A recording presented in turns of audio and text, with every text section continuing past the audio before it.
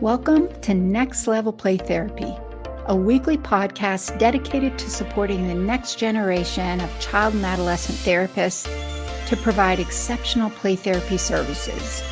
We'll explore all things play therapy to elevate your work with children and adolescents using the therapeutic powers of play.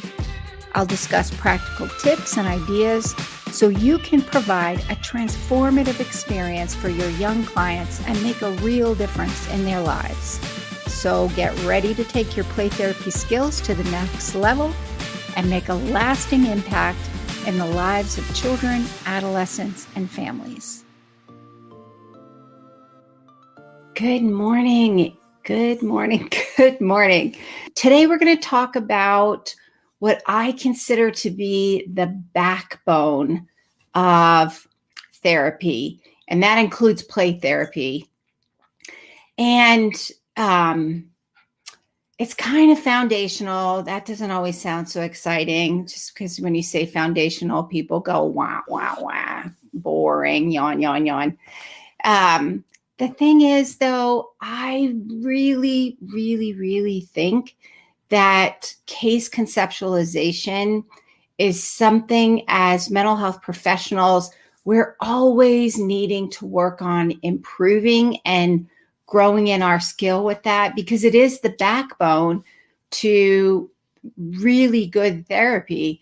And in my experience in the last almost 30 years, I have seen the difference that it makes in a therapist and the quality of the services that are provided if we really grab hold of and make it a priority to get really good at our clinical case conceptualization. I like to think of it as being a mental health super sleuth, so a mental health detective, figuring out what are the roots underneath the behavior in order to better understand the symptoms that are bringing our clients to our therapy offices, because the symptom is dependent upon the roots. And that's what I'm going to talk about today, is really understanding what is clinical case conceptualization, some tips for making sure that you're using good clinical case conceptualization. How do you do that? And then also a little bit about what happens if you don't. So that's what we're going to talk about today. If you find this helpful, please like and share it across your social media platforms. And if you're joining from my YouTube channel, go ahead and hit that subscribe button so you'll be notified when I go live. Eventually, I'm going to post some videos on there. I just haven't gotten that far yet. And you can hit that notification bell. It'll notify you when I do go live or when I do eventually post a video on there about play therapy and expressive arts. All right. So, Sinette, if you have any questions, please feel free to post those. Those of you joining me live, go ahead and post your name in the comments. Let's see where you're from, and let's get started. Okay, so first and foremost, what exactly is case conceptualization? So case conceptualization is essentially what is going on underneath the presenting symptoms, and then how you conceptualize that. So it's going to be based on your theory model, how you conceptualize the symptoms. The thing is, you have to really understand what I call the roots of the symptoms in order to really understand what's going on. And so the case conceptualization, the way in which we understand and make sense of those symptoms, also helps us. That informs what treatment approach we're going to be using. And essentially, it's our roadmap. So from our case conceptualization, we formulate a diagnosis, and a treatment plan. The way that I think about a treatment plan is that's our roadmap. This is how we're taking that case conceptualization and creating a roadmap to help us get from beginning to end, to help us get our clients all the way through to successfully completing the treatment process, which ultimately means that we've helped them to resolve the issues that are going on for them. And sometimes, sometimes like they'll come for a period of time, and then we'll help them ameliorate those symptoms, get to a better place. And then maybe later on down the line, they may hit some bumps in the road and they may come back to us, and then we'll do that process again. It'll be a little different because they'll be in a different place. But today we're just going to really focus on new clients coming in and how to conceptualize those treatment symptoms that they're reporting to us. So to do that, I want to use an example. So I am going to share my screen. I think I'm getting, dang it, I hit the wrong one. There we go, tech savvy skills. All righty, so let me go to my PowerPoint. Okay, so you should be able to see this. So case conceptualization, the way that I think about it, is essentially being a mental health super sleuth, also known as a mental health detective. So I love the saying, roots determine fruits, meaning, so if we I love a good metaphor. And so I just realized some of my other graphics are missing, darn it. So if we use the analogy of a tree, think about the roots of a tree, and if you have an apple tree, the roots of that apple tree are not going to produce pears if it's an apple tree. If it's an apple tree, it'll produce apples. If it's a pear tree, it will produce pears. If it's a walnut tree, it'll produce walnuts. So whatever is going on below the surface, which is where the roots exist, whatever is going on below the surface is what we are aiming to figure out. That's our target. So let's take, for example, emotion regulation. Emotion dysregulation is probably one of the most common things that brings children into the play therapy treatment process. And so if you think about emotion dysregulation, there are any number of things that can be the roots of that emotion regulation. And it can be a combination of those things. So for example, anxiety and depression. So when a child is anxious and overwhelmed, they could be easily dysregulated because they're afraid. Sometimes with depression, especially in children, they're super cranky and irritable.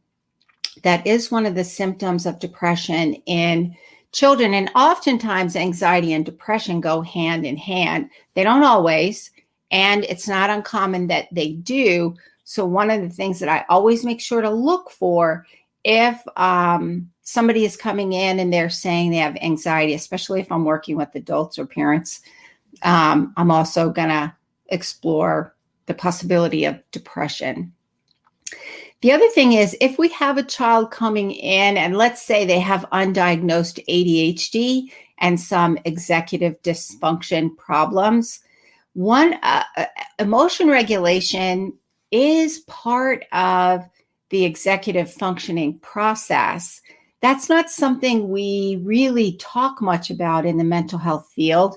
In fact, I just watched a really good 1 hour training with Russell Barkley about how emotion regulation gets left out of the ADHD diagnoses.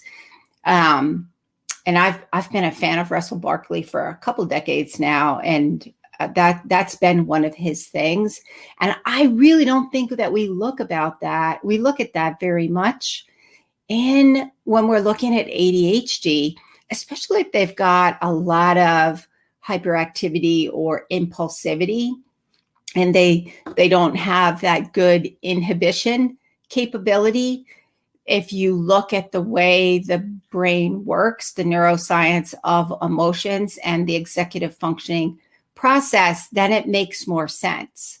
So one of the things that we want to look at, if we have a child who has emotion dysregulation, and we want to look at some of the symptoms going on, because it might be undiagnosed ADHD. And some of that emotion dysregulation may be part of that ADHD presentation. The thing is, if we're also looking at ADHD, the likelihood we might be looking at some other coexisting disorders along with that is pretty high. So you want to make sure to look for the other things as well, like anxiety, depression. Oppositional defiant disorder is one that comes along pretty regularly with that one. Maybe on the autism spectrum, and maybe they're having problems with sensory integration. And they may be overwhelmed with some of that sensory processing, and that might be triggering the emotion dysregulation. We may be looking at oppositional defiant disorder. That's not one of my favorite disorders, because I often think when kids come in with presentation of oppositional defiant disorder, it's usually because the roots of that presentation are typically something else. And so if you're looking at a child who's presenting with ODD, you most definitely want to look to see what some of those other roots may be. Because here's the thing, if you only target the behavior, and let's say you miss the ADHD or you miss the anxiety, then you have missed a huge trigger, a huge component of what's going on for that client. You haven't successfully identified all of the roots in that symptom. And when we're looking at the symptoms, we have really got to really identify what those roots are. Sometimes it takes a little while to figure out, because the roots are all kind of layered and they go different places. I love that analogy of the roots. Think about a root system for a tree and how many different places those roots go. Sometimes it may take a while to figure out what all the roots are. The thing is, if we're using the idea of the clinical case conceptualization, my mouth will work eventually. Clinical case conceptualization, then we want to make sure we are looking at all of the roots, because case conceptualization drives the treatment and the diagnosis. So if we miss out on some of what's going on, then our treatment approach is not going to be, it may not be effective at all, or it may not be as effective as it needs to be. The other thing that I think we often don't talk about is children who are gifted, because sometimes the way in which their brain works, I call it, they have like a superpowered brain. Their brain processing goes super fast. They get really frustrated with, I call the rest of us mortals. I've worked with a number of gifted kids. I have a gifted husband and a gifted child. So here's what I regularly say. You have to learn how to live with the rest of us mortals. We don't fire at the speeds that you fire. So you got to learn how to live with us. But it can be frustrating for them, and their brain is always on. It doesn't turn off. So it can be rather challenging and overwhelming for them. So these are all of the things that we want to look at. Trauma is another one. So I think probably a lot of people are familiar with the trauma as well, and emotion dysregulation. We want to understand what are the triggers for trauma that are going to trigger some of that emotion dysregulation. And full disclosure here, my dogs are in the room with me again. And so if you hear some strange digging sound in the back, it was my crazy dog, Lily. She is digging on my couch. I don't know why. She's so weird. But anyways, that's what that weird, if you hear it. So here are the things. If you're looking vulnerabilities for emotion regulation, if emotion regulation is the presenting symptom, then we want to look to what the roots are. And so with autism spectrum, it can be cognitive inflexibility, social reciprocity difficulties, just really hard doing that give and take. If they're on the autism spectrum, then they are also going to be struggling with sensory processing problems, and they can get overwhelmed by that. If you're working with the child and maybe the roots of the emotion dysregulation are grounded in anxiety, you're looking at cognitive distortions that activate fear. So you want to look at what is it that is activating those fear responses. That's part of the case conceptualization. Trauma, we're looking at how are they assessing threat, because they are not feeling safe all of the time. All of the time they don't feel safe. So that can be overwhelming, and they're going to emotionally dysregulate. If the trauma is the root of the emotion dysregulation, then that's going to be a very different treatment approach than if it's ADHD. They often have overlapping symptoms, so you really have to be really good at looking for what's underneath the symptoms.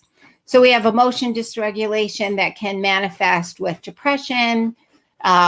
Mood regulation can be based on some biological factors. Maybe they didn't get enough sleep, or maybe they're not eating well, or maybe there's something going on with them that, like a sensory processing, we haven't necessarily figured out what those problems are.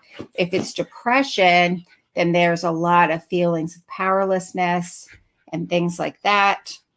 So then, and finally, some of the ways that emotion dysregulation may show up. Excuse me. Get a drink for my coffee.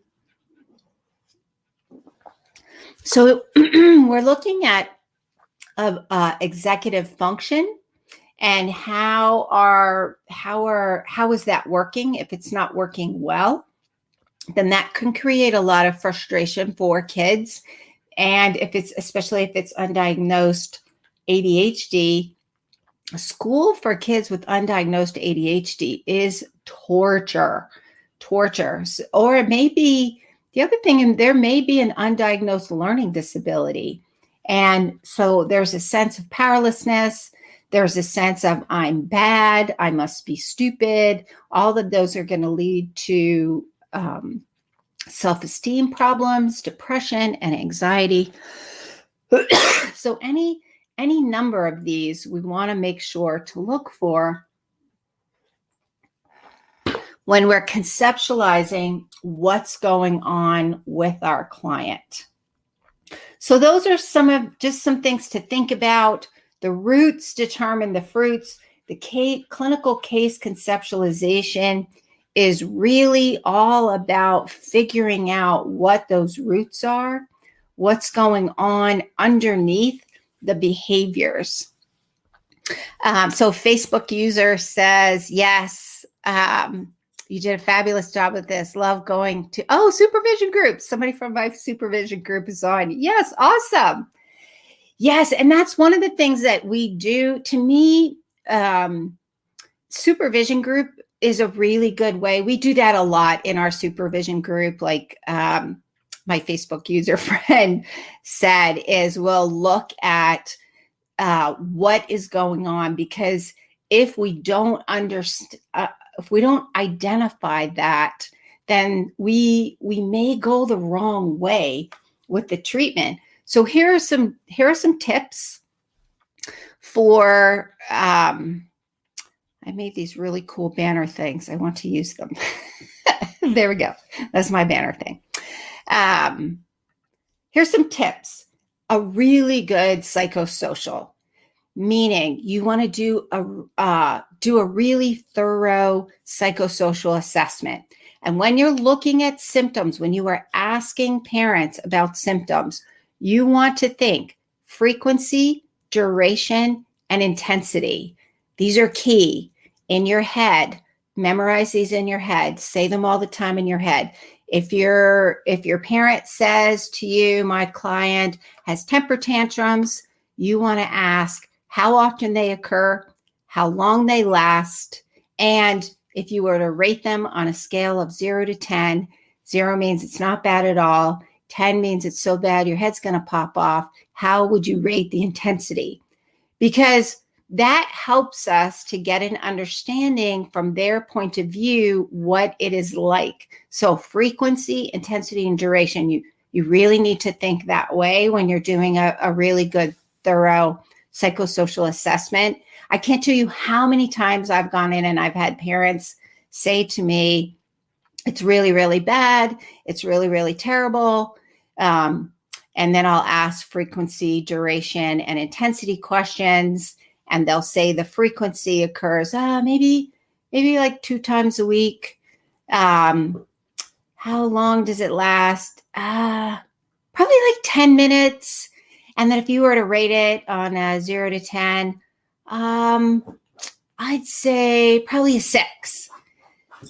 As opposed to frequency, intensity, and duration. How often do they occur? Daily. When they have meltdowns, how often does it last? It could go on like 2 or 3 hours. I'm exhausted. If you were to rate the intensity, I'd rate it typically 7 or an 8. Does that make sense to you guys? Like how, if you ask frequency, intensity, and duration, those are 2 very different clinical presentations. If you have emotion dysregulation happening daily and it'll last like 2 or 3 hours, the likelihood that's a more severe and probably a number of things going on versus maybe happens a couple times a week and it lasts 10 minutes and the intensity is like a 5 or a 6. We still need to address the less severe one. So, but if you ask the questions, though, you get a better understanding of what's going on to help you with your clinical decision making. I mean, your clinical conceptualization, because how you conceptualize it will then determine what the treatment process, like what kind of modality are you using. It'll determine how often you see a client. So maybe you see them weekly. I always like to see kids weekly in the beginning. How are you going to pace the sessions? Because if they get dysregulated pretty easily in the sessions, then you probably want to look at, are they feeling safe and secure in that session? So all of these things matter, asking the questions. You most definitely want to ask about developmental history. What was mother's pregnancy like? Were there any complications during the pregnancy or birth? Or how did they do with sleeping, especially in the early years? How did they do with some of those early developmental milestones? Because if you're looking at something that's more of a developmental delay or even possibly like ADHD, the likelihood you may see some of these symptoms early in their development is pretty darn high. So make sure you ask about developmental history. I always ask about school. I ask, how did they transition? Did they go to preschool? How did they transition into preschool? How did they get along with kids? How did they get along with their teachers? How did they get along with how did they get along? How well did they do with learning, whatever it is they had to learn? I want to ask that to kindergarten. Kindergarten is another big transition point. So how did they transition into kindergarten? 3rd grade is another really big transition point. So I want to ask how they did with 3rd grade, if they're like in 4th or 5th. Middle school, another ginormous transition. So you want to ask how they did with the transition. How did they get along with their peers? How did they get along with their teachers? Academically, how did they do? That's going to give you a lot of good information, because if there's an undiagnosed learning disability or the potential for ADHD or even the potential for being on the autism spectrum, these are things that are going to show up in how they did in school and how they're doing in school. Here's a perfect example. I had a client come to me, and the client that came to me was at the time was 16. And this client had been in counseling since like third grade. That's a lot of time. And throughout that entire time, that's like half this person's life. They were constantly in counseling. And when they came to me, one of the things that the mom asked was, do you think it might be autism spectrum? So this is a person who had been in counseling from from third grade until now, like 11th grade. That's 8 years. No one ever asked or explored, was there the possibility of something else going on in those roots? And it turns out this was like my very first meeting. Like, this is a 15-minute meeting. It's always longer than 15 minutes. And so once I started asking some of those questions, going into my super sleuth mode, it became pretty obvious that the likelihood it was undiagnosed autism spectrum was pretty high, or some kind of learning disability. I'm a firm believer, if you suspect developmental delay, like autism, or you suspect autism spectrum or ADHD or something that has to do with a lot of brain processing, I'm a fan of getting really good clinical neuropsychological testing. Sometimes that's hard if parents don't have the money to pay for it, which I always feel really bad for families that have Medicaid, because the likelihood they have access to really good psychological testing, unless you live in an area where that's possible. There are a lot of areas where that isn't possible just because of the cost of psychological testing. If you do, though, I'm a huge fan of recommending getting some testing and making sure that it's somebody who's really good and knowledgeable about how to assess for ADHD and autism spectrum or a learning disability. I had this is when I was working in a residential program, and we had an adolescent girl come, and I was so sure she was on the autism spectrum. And then we had a phenomenal clinical psychologist, and he did the testing, and he was so good.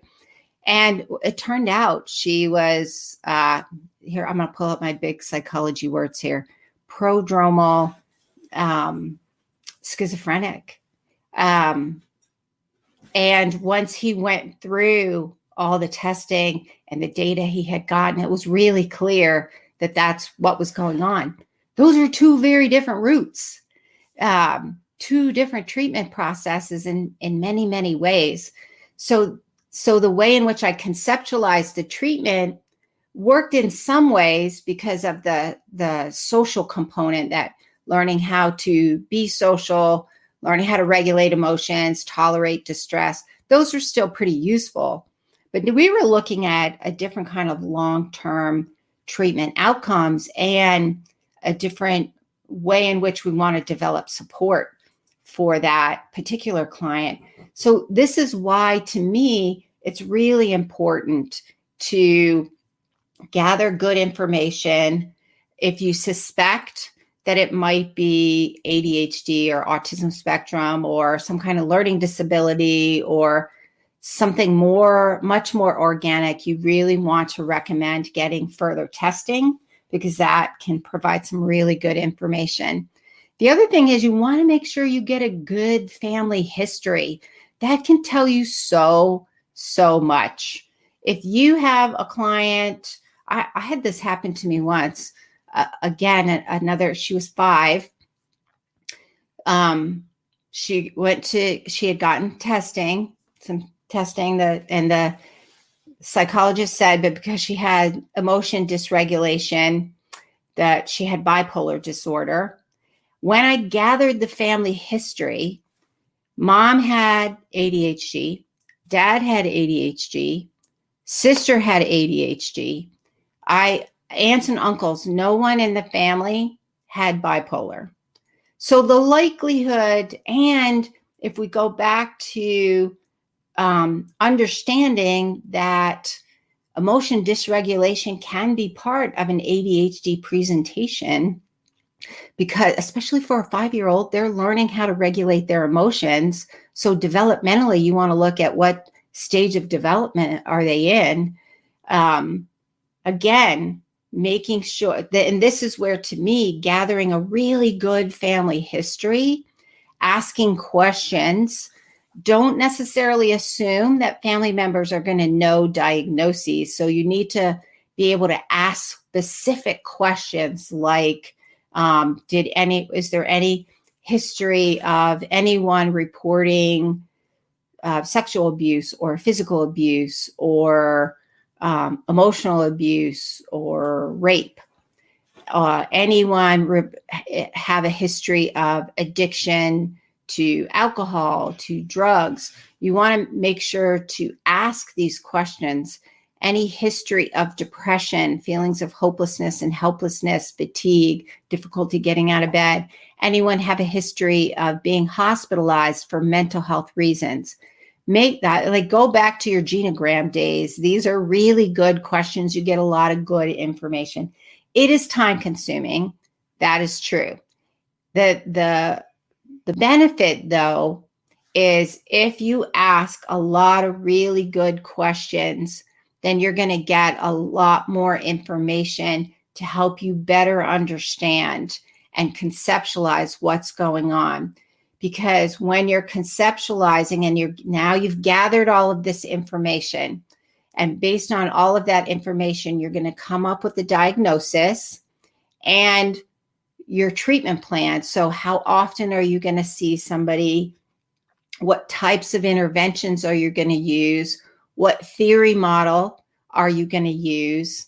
So if I have a 5-year-old with emotion dysregulation, the likelihood I'm going to use child-centered play therapy as opposed to maybe cognitive behavioral therapy to address the behaviors is pretty high, because a 5-year-old, it's really hard to do cognitive behavioral therapy with a 5-year-old. That's just developmentally not typically where they are. So all of those things go into my treatment conceptualization and what I want to be working on. So here's the thing. What happens if you miss the mark? If you miss the mark, then your whole, I love a good metaphor. So if we're using roadmap, let's use GPS. GPS helps us navigate. And so when we have our GPS on and we're trying to find out where we need to go, if we take a wrong turn, then our GPS goes, what does it say? Basically, it's reprocessing to find another alternative route to get you back on track.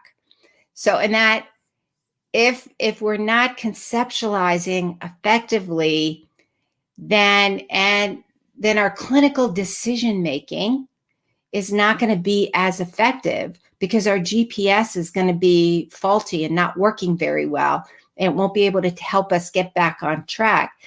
The way in which we conceptualize the presenting issues then also helps us determine how we're going to treat. And then once we're in that treatment process, then we're constantly doing that clinical decision making. And we're always in super sleuth mode. That's how I look at it. We're always in detective mode. Every session gives us more information to help us make sure our clinical conceptualization is on track. And then that's going to help us with our clinical decision making. So that is it for today. So just kind of a recap.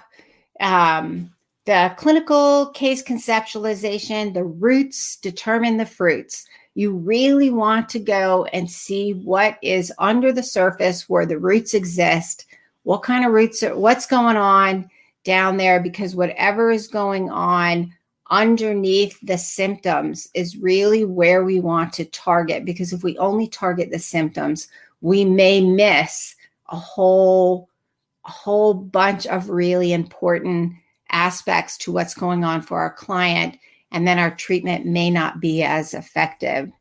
And in order to get a really good clinical case conceptualization, you have really got to do a thorough history taking.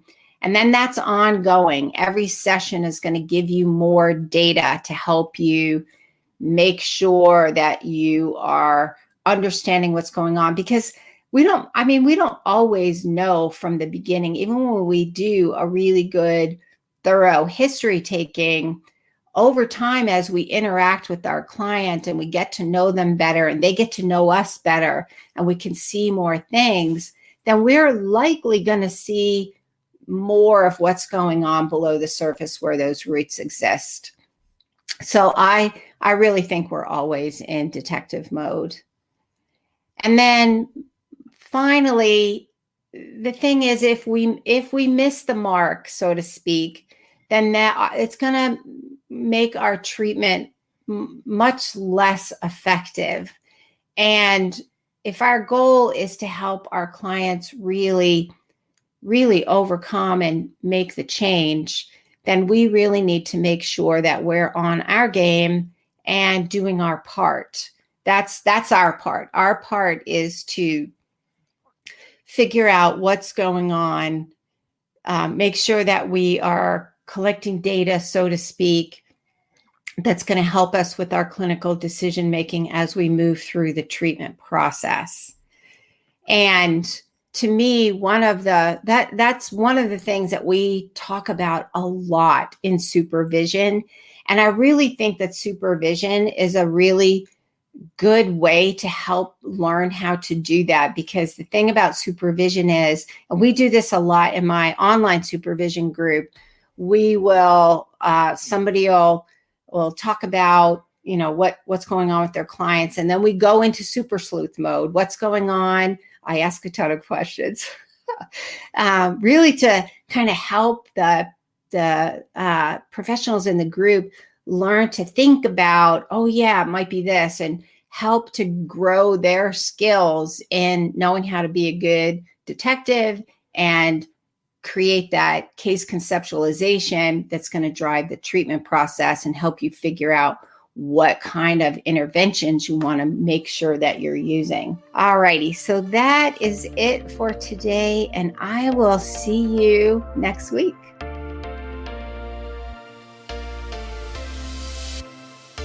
Thank you for joining me on this episode of Next Level Play Therapy.